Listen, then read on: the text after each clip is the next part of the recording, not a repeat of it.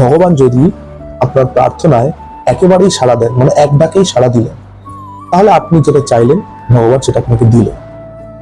আপনি হয়তো যেটা চাইলেন বা যেটা প্রার্থনা করলেন ভগবানের কাছে, ভগবান সেটা আপনাকে তখনই দিলেন না, কিছুদিন পরে দিলেন। তার মানে এটা বুঝতে হবে যে আপনি যেটা চেয়েছিলেন ভগবান তার থেকে আপনাকে একটু বেটার কিছু দিলেন।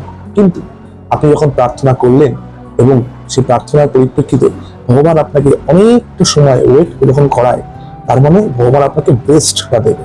তাই কোনো পরিস্থিতিতে হতাশ হবেন না, এটা মাথায় রাখবেন। তিনি আমাদের সৃষ্টিকর্তা, তিনি সবকিছু জানেন, সবকিছু দেখছেন। তাই তিনি যেটা আমাদেরকে দেবেন বা তিনি যেটা আমাদের জীবনে ঘটাবে সেটা বেস্ট ঘটাবে।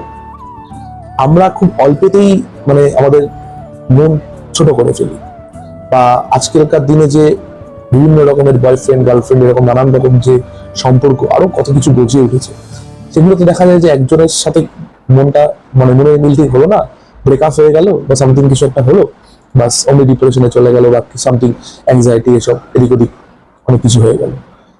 পৃথিবীতে মোটামুটি প্রায় 800 কোটি মানুষ আছে। একজন আপনার মনের কথা বুঝবে না, তার একজন অবশ্যই বুঝবে। আমরা বড় হতাশ হয়ে যাই সবকিছুতে। ঈশ্বর আমাদেরকে যখন কোনো কিছুর জন্য অপেক্ষা করান, সেই প্রসেসটাতে বিশ্বাস রাখতে শিখুন। কারণ আপনি যদি প্রসেসে বিশ্বাস না রাখেন তাহলে আপনি বেস্টটা পাবেন না। যেটা চাইছেন ওটা নিয়ে সন্তুষ্ট হতে হবে। কারণ আপনি যদি অনবরত ঘ্যান ঘ্যান প্যান প্যান করতে থাকেন ভগবানের কাছে, তাহলে ভগবান ভাববে আরে ঠিক আছে, যেটা চাইছে নিয়ে তুই যা।